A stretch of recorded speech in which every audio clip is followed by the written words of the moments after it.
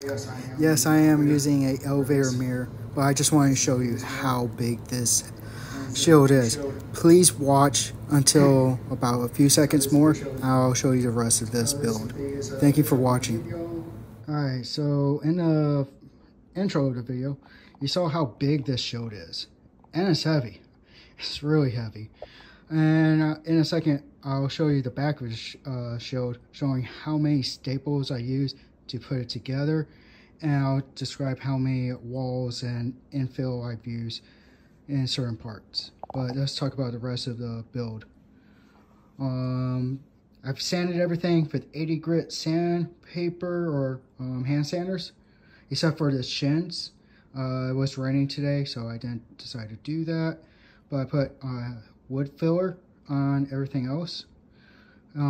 Waiting for it to dry, and then I'm going to hit it with 120 or 180 grit to make it silky smooth, and then I do a primer.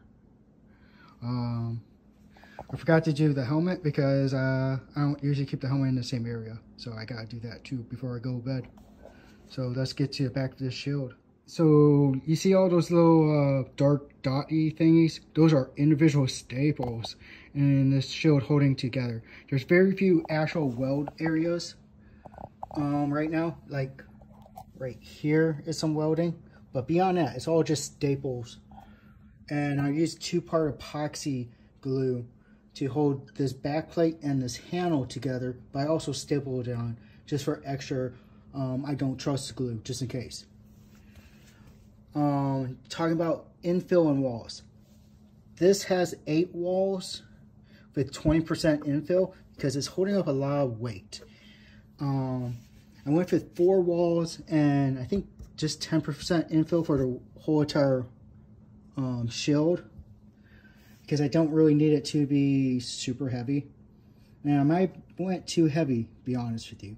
And this back plate, I think I only went with 4 walls and 15% because I wanted some extra weight to hold this together just in case.